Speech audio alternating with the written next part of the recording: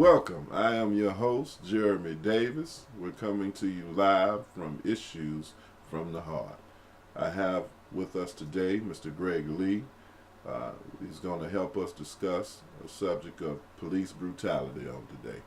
We're truly glad to have him with us, and we're going to dive right in. It's going to be real on today, so put your seatbelts on and embrace for some strong impacts on today.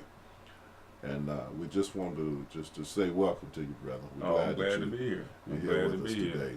And it's a lot of things going on in the world today. Yeah. And it's a lot of people that won't touch certain issues. And topics. Right. So we're truly glad to have you on with Issues from the Heart. Well, so we're gonna dive right on in and just give some of our viewers a brief summary of your rise today. Well, I'm a husband. I'm a father of two princesses. I'm a chef. I'm very active in my community. And the main thing I love people. Right. Especially black folks, and I'm I'm unapologetic about that, and I would love to see all people we come together in harmony, so we need to touch on issues such as police brutality, not just amongst black people but the world in general. Right. But we definitely have some issues that we need to touch on as far as policing in poverty-stricken areas. Right. So I think today we really gonna touch on it. I'm gonna be unfiltered today. I got you. Well, again, we appreciate you being here and being involved, and just to start us off, just to break us in on today.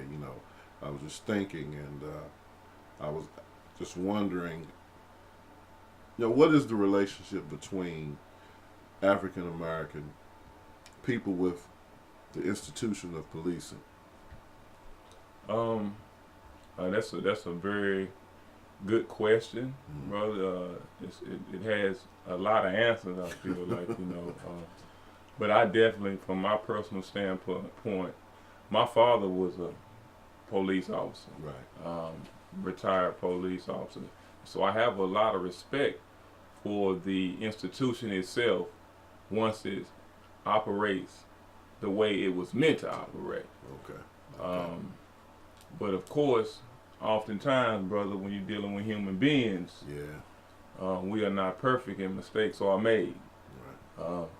And it's just, I think, shameful that when mistakes are made by those who are in power or in positions to protect and serve the public, right, that they should be held accountable. Yes, sir. Just like people in society that break laws, hurt people, and make the community more negative instead of positive. Right. So they must be held accountable. So the relationship between police and the community today, I think, is getting poor. Right. It's in bad shape. Yeah. I speak to a lot of young individuals, and their trust for the procedure that the police use to police their neighborhoods is not there anymore. Right. They don't have any trust for the police. Not only do they not have any trust for the police, they scared of them. Yeah. And I'd be comfortable to say that a lot of us, especially in poverty-stricken areas, have had situations or encounters with the police that impacted our lives. Right. Well, I have to say too, just on that subject alone that you talk about, the young people, our kids, and how we have to mold them to know how to interact with the police. You know, I have sons, and it's not like it was when I was younger. You know, that wasn't even really a subject that was being discussed in the household. You know, how to conduct yourself if you ever stopped by the police. Right. You know, Right. it never was. But this day and time, with the police brutality and unjustified treatment of our brothers on today, you have to instruct your sons how to just do what the officer asks you to do. You know, and in order to ensure their life, you know, we have to really pray for them and really ask the Lord to cover them and keep them safe from all hurt, harm, and danger. I just want to know, what are some of the things that you hear from the young brothers today? You said that they are scared. You said that they are maybe threatened by the police. What are some of the things that they're saying to you? You know, what are they? Okay, now I can speak on personal experiences first and foremost. I remember a time when I was by myself, and it was on a Sunday afternoon actually, and I was actually coming from church. Right. And I was going to see my god sister who stayed in what we may call the hood, you know, but a very poverty-stricken area. Okay, a very poverty-stricken area, and I was in a 1979 Cadillac Coupe de Ville.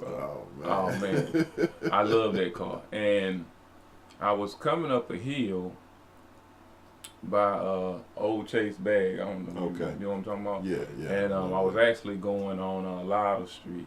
Oh. And Yeah. my godsister stayed at the bottom of Louder Street. Okay.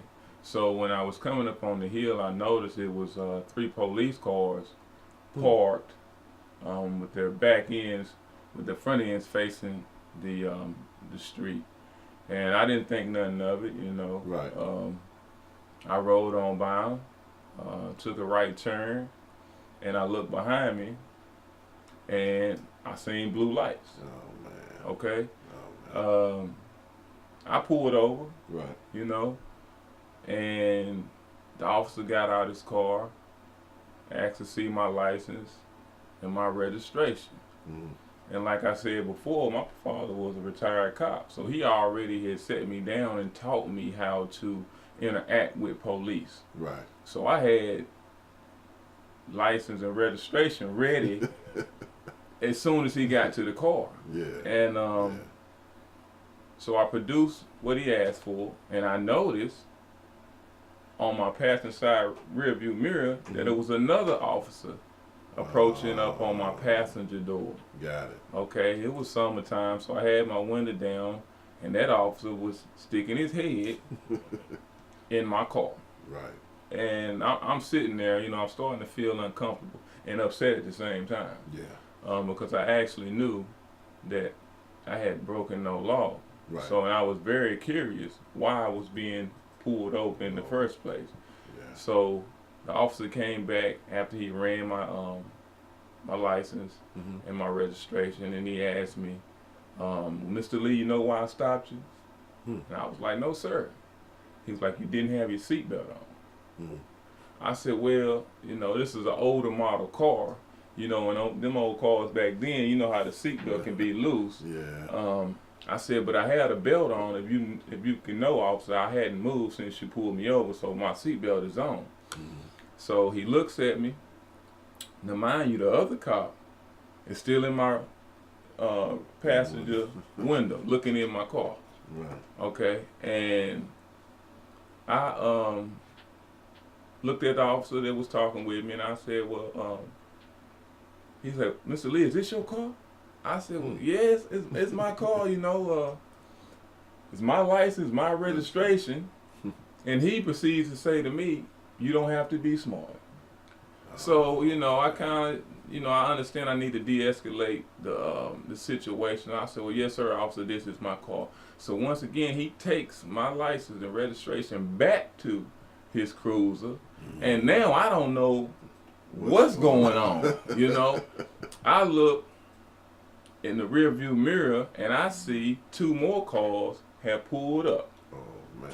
They at the back of my trunk putting on gloves. And I said, what in the world? So this cop that's sitting on my passenger side, still with his head in my door, I asked him, is it something that I need to know? Right. You know, Right. and, you know, is there something going on? Am I about to be a victim of misidentity? You know, mistaken That's identity. mistaken identity, You know, and he was just real quiet. He didn't talk to me. So the other officer came back, and you never believe what he asked me, bro. What yeah. Mr. Lee, so this is your car. And I was, you know, I didn't know what to say, because I didn't want to get smart again, brother. You know, right. And I really felt like that was a tactic to instigate me. And you know, I was very polite. I said, yes, sir, this is my car. And he said, well, he gave me my license, my registration back. He said, well, you know you are in a drug area. Right? That's what he told me. And I said, I grew up in a drug area. I said, if my god sister stay at the end of this road, I'm going to visit family. I can't help where she lives. You know, and that was just one instance that I had dealing with the police. And it's a lot more young men and women that encounter the same treatment, right, as opposed to other individuals that have probably never experienced that. right, And it's sad, but it's true. right. It's sad, but it's true. So a lot of young men and a lot of young women. I had my goddaughter. She got pulled over, and she was so terrified. China's only, I want to say China 17, 18. She's actually about to enter into the military. She just graduated from high school this year. Wow. Shout out to you, China. And she called my wife, and because she had been pulled over by the police, and she was just terrified. Oh man. And just, you know, and the cop really didn't do anything to violate her. It was just her perception or the way she feels about police. Right. So that kind of gives you a look at how our young people are not only terrified about police, but they don't trust them. Right. Now, do you think that the way news is being spreaded out through the social media, the national media, all types of media today, is making the situation any better when it comes to the fear that the young people or any African American period that we have, because I feel like there's so much negativity when it comes to us that it's hardly ever any positive thing being said. So you always hear about somebody being videoed, somebody being attacked, somebody being shot, all because of some Skittles or illegal cigarettes, anything like that. Right. So can't you understand why the fear is there? You know, this goes back a long way, brother. This goes back to slavery. Yeah. I'm gonna take you back there, because what had to be done to the black male to make it okay to treat him in the manner that he was being treated, he had to be demonized. Gotcha. Okay, in order to mistreat a group of people or a person, you first, or the tool that's being used, is they have to make sure that image of that person is in a negative light. Understood. So once they put you in that negative light, and society, brother, starts to accept that you are dangerous, that you will cause harm to someone, Right. Then once you start being mistreated, or what they may say, justice will be served on you. Right. Society will accept that. If you take the movie Birth of a Nation, Mm-hmm. right? This movie was made in 1915, okay, by an individual by the name of Thomas Rice, okay. The original name of this movie was The Klansman. Okay, that was the original name of the movie, and I'm speaking on this movie because this is one of the first national propaganda platforms that was used to demonize the black male. Okay. And I say that I forgot to turn off my phone. So to demonize the black male, and what they did in this movie, brother, was so enormous, and it affects so many people's perception of the black male. Okay. They actually had white characters dressed in blackface, Yeah. okay, who would portray themselves on the screen as animals, brother. As dangerous to white women, dangerous to society. And this picture was shown all over America. The president, I think it was Lyndon Johnson at the time, even showed it at the White House. What? So when I say the demonization of the black male has been going on for hundreds of years, so now the mistreatment is almost looked at as being deserved. You see what I'm saying? Yeah. And the human part of ourselves, the human part of the black man and woman, is often not looked at. Okay? So, yes, the propaganda that you see on TV and the constant negative images that's being constantly thrown at you on the news, in the newspapers, Right. on the radio, through social media, that affects the way a cop thinks about you when they pull you, Yeah. or when they encounter you in your neighborhoods. Okay, and that's why you have individuals dying because do you remember, I don't know if y'all brothers remember this, do you remember Armando Diallo? No. Did that name ring a bell at all? No. Well, Armando Diallo was a 23-year-old immigrant from Guinea.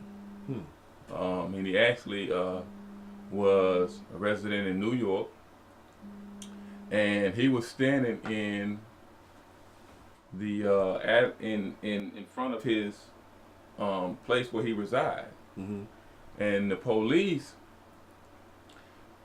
encountered Mr. Diallo, right? Right. And I don't know why they were approached him. They were in plain clothes, but they shot this brother. They shot at this brother 41 times, right? Hitting him 14 times.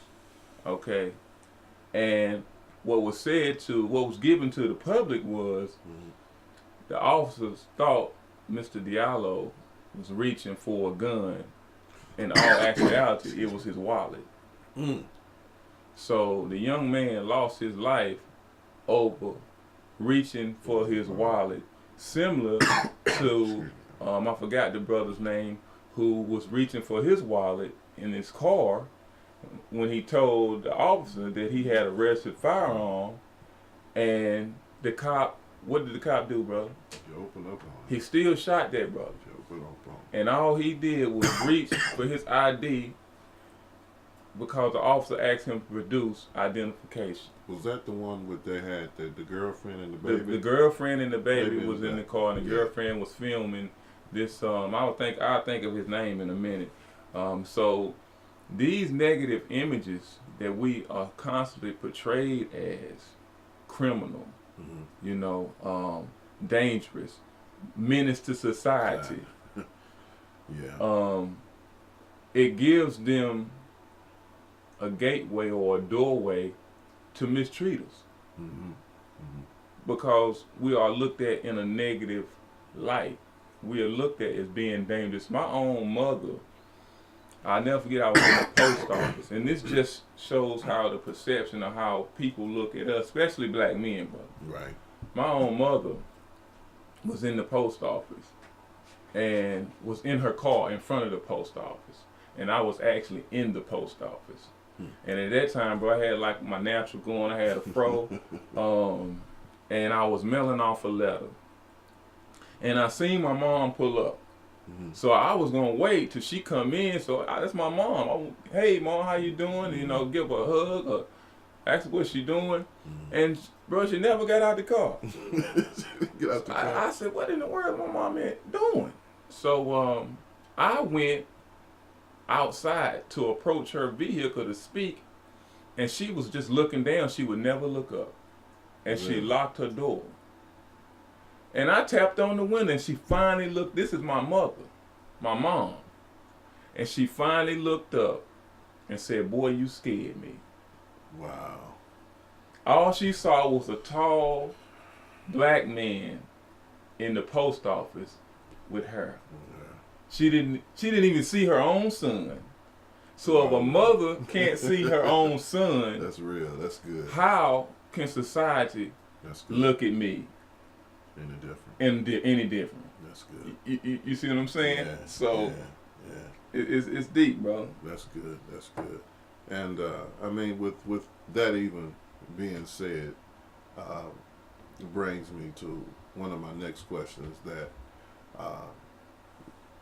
resonates well to me and as to the community as well, I'm sure, is that with so much negativity going on today, you know, what are some of the things that we can do together with the police to change the environment of the stereotyping, of the negativity that's being cast on us as African Americans? Because truly there has to be a way that we can rise above all of this activity that's going on. We cannot allow society to continue to dictate to us and try to put fear in our young children's heart that they are less than human, that they don't mean as much as the next person, and that they can be safe as well, and not have to ride around looking over their shoulder, right, or wondering or worried about being stopped, because truly that only intensifies the situation. You know, it makes us feel like we have to protect ourselves and just to stop in a traffic stop. Right. You know. Right. So what do you have in mind of some of the things that we could do with the police or with officers that we could better our community together?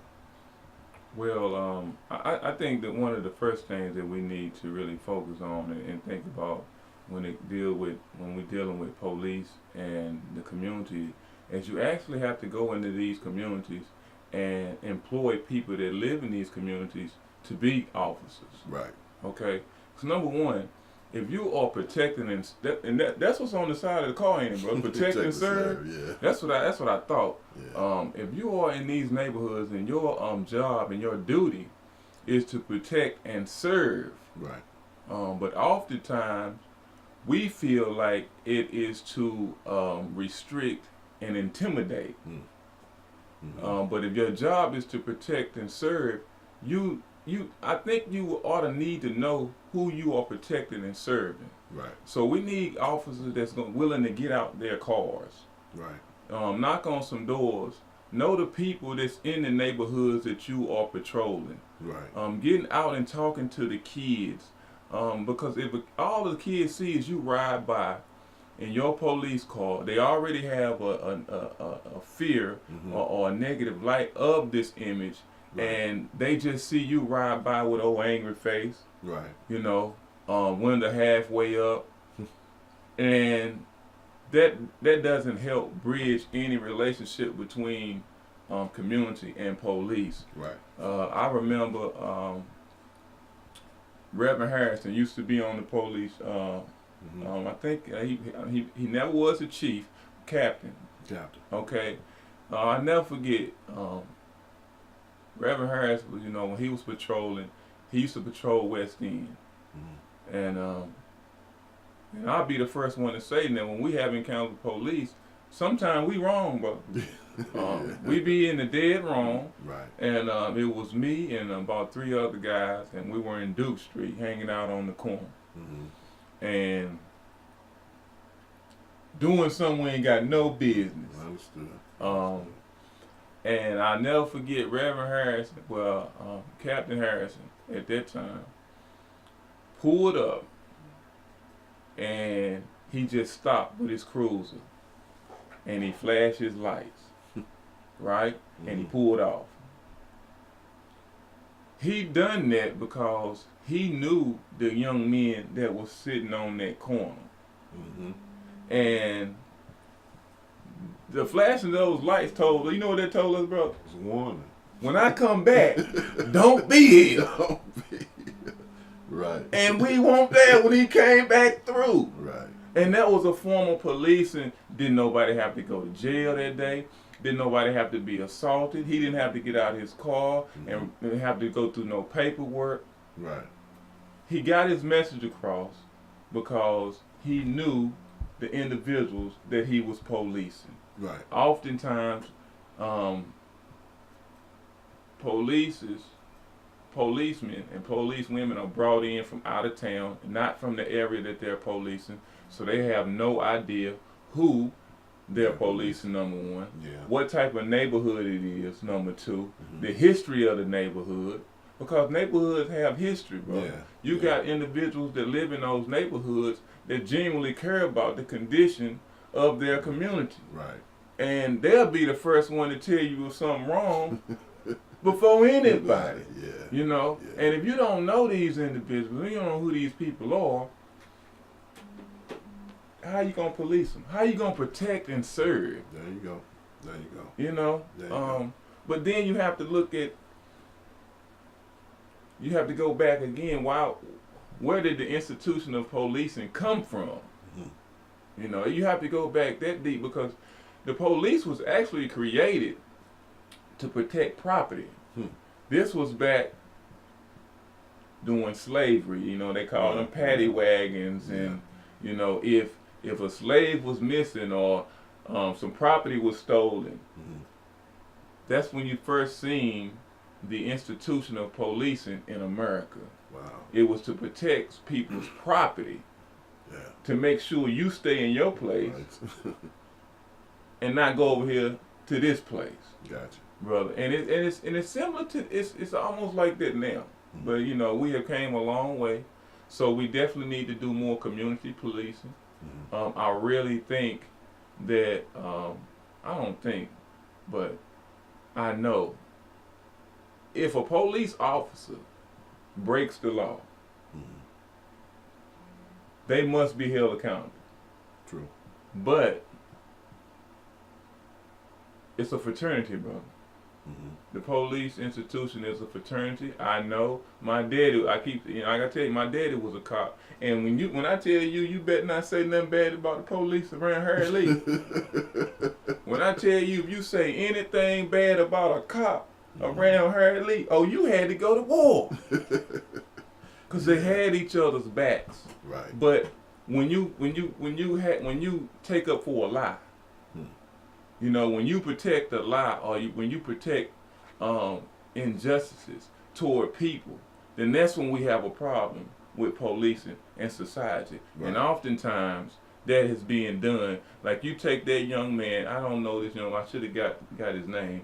The young man who was just killed by a police officer, and the police officer, a woman, a white woman, actually had the audacity, brother, to say she walked in the wrong apartment. In Dallas. Now, wait a minute. Now, wait a minute now. Wait a minute now. Now, I ain't the brightest person, brother. But let me tell you something. This woman got in the right car. Right car. That's drove down the right street. Yes, she did. You know what I'm saying? took her right keys out of the ignition, Right. and got out the car. Yeah. Yeah. Yeah. You know, Yeah. and all of a sudden went into the wrong apartment and killed a man. And they just fired her. They did want to fire. Nope. Nope. So when you say, when you see instances like that, and that's just one of many. Yeah. That's just one of many. And you think society is supposed to accept a lie like, because that's a lie, bro. Straight up. That's a lie All day. all day long, and it's a lie twice on Sunday. That woman knew that young man. Yeah. You know, because later pictures came out. They actually knew each other personally. Mm-hmm. Okay, Mm-hmm. so I would imagine that young man let her in that apartment, Right. not knowing that he was gonna lose his life that day. Yeah. Behind it. But what happened was the police institution Mm-hmm. started protecting one of their own. We gotta protect this young white police officer who's a woman. Right. I'm gonna reiterate that, who was a white woman. Right. They was going to protect her because they have been protecting white women from us for hundreds of years. Yeah. Yeah. Yeah. Yeah. So that's in them. That's innate in them. That's the nature of how they operate. Right. So once you start doing that, then the trust and the faith in the policing toward the community and how we were supposed to look at that, it's gonna be tainted, brother. Yeah. You know, it's gonna be skewed. It's not gonna be looked at in a good light, and until those officers are held accountable. You know, you got some instances that let's just take Tamir Rice, Okay. 12 years old, could have happened to any one of our kids. Yeah. You got young boys. Yeah. Now, this is a young man who's at a park in Cleveland, Ohio, and playing with a BB gun, with a toy gun. And someone reports a young boy at a park with a gun, and the police arrive. Right? Mm-hmm. They get out the car. Have you ever seen the video? They didn't. You could tell this was a child, bro. Right. You could tell he was not a grown man. They didn't encounter this young boy whatsoever. Mm-hmm. I think they got out the car and killed him within 15 seconds. And we talking about a 12-year-old child who was playing with a BB gun at a park, and no charges. Not only were the cops not convicted of this murder, which that's exactly what it was, they were never even charged. It was never even admitted to any wrongdoing had been done. Wow. Wow. And that's what I want people to understand. Not only have people of all colors been murdered or mistreated by police, and no charges, nobody was convicted, but no charges are ever filed. Yeah. So they basically saying no harm was done. Gotcha. You see what I'm saying? Yeah. And until that changes, we're gonna have to have one of them cops to do this, go in court and get some time, bro. Yeah. Some real time. Get some real time. You know? Yeah. And until that happens, I don't think you will ever get the trust back from the people. Right. You know, because it won't happen. Because now what you're seeing, and I hate to say it, and I tell people, what we're seeing now because of social media, because of a lot of the cell phones and videos, is we're seeing modern day lynchings. There you go. There you go. That's what we actually witnessing right now, people. And and understand how deadly that is. Because now the lynchings are happening protected by law. Right. And that's what makes it so scary, brother. Yeah. Yeah. You know. Well, I have to agree, with everything that's been said, by you. And I just believe that, in order for us to continue to get better and to strive to do better works in our own community, that there have to be a meeting of the minds, if you will, across the board. We can no longer try to stay in our own world and think that an answer is going to be developed in our own circle. We all have to understand where we're coming from, our daily walk, if you will. I feel like it's time that we come together, police, African American culture, and develop more of a togetherness that we can understand. Like you said, policing the community, and how you explained how Captain Harrison at the time, he knew you guys, so he gave you fair game, gave you fair warning to Right. to get out, Right. basically, Right. and to give you a chance. Right. See, the thing about it is, like you was explaining, other police officers, they come in from other states or other arenas. They don't know the area, they don't know the community that they're serving, and they get caught in this crossfire, get caught out by the social media, the negativity. We have to understand that they're on guard too. Right. They're actually on guard too. I agree. And so by us both being on guard, that's going to only cause friction. Right. You have two people on guard, that's going to cause friction, and what is it going to cause? It's going to cause a fire. Right. That's what's going to happen. So I believe it's going to take more togetherness, more meetings, more community meetings, more structure, more education. Right. More education across the board. Right. And then we have to start with our young people, because they are definitely the future. The future of tomorrow. And matter of fact, they're the future of now. Right. It's what's happening now. Right. We can't wait for the president. We can't wait for the vice president. We can't wait for these political officers to continue to snow us under the rug. Right. Giving us false hope, false dreams, just in order to fatten their pocketbook.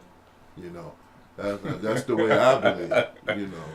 Right. Getting these Right. officers, getting these positions, being paid hundreds of thousands of dollars a year just to tell you a lie. Right.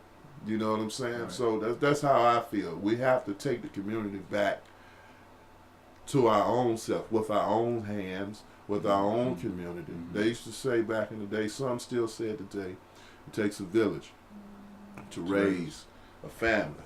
Right. And I believe that today. Right. And I believe that today. And I really, really think and hope that something was said today to you people, that you can get some education out of everything that we discussed today.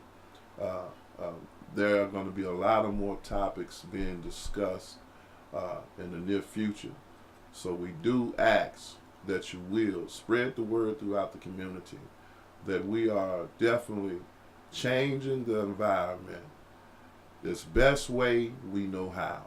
And we're really hoping that you would take hold and take heed to some of the words that have been shared on today. Mr. Gregory Lee, we thank you. We thank you. We really thank you, brother, for coming and sharing to you people. And please look forward to seeing more of this togetherness. Right. Please, do you have any last words you want to share to you people? Of course, and what I want to leave with us today, with you all, is we talked about police brutality, and that is a real issue. But understand, everybody is a human being. Right. Okay. Don't believe everything that you see or every propaganda that you see relating to a person of color Right. or a white person. Meet everybody on the level, as I may call it, or look at everybody as being human. First and foremost, if we start doing that as a people, then I think things will start to get better, and we may be able to heal ourselves. Right. Because right now we're very damaged. Yeah. But don't be blind. Don't be blind to what's going on around you either. Treat everybody how you would want to be treated, but once somebody treats you a certain way and continues to treat you like that, right, act accordingly, brother. All right? Act accordingly. Again, we just want to thank Mr. Greg Lee for coming out and sharing us with issues from the heart on today. We're truly counting an honor and a privilege, and we're looking forward to being able to speak to the community more from this segment. We love you guys. Take care. Love you. And be blessed.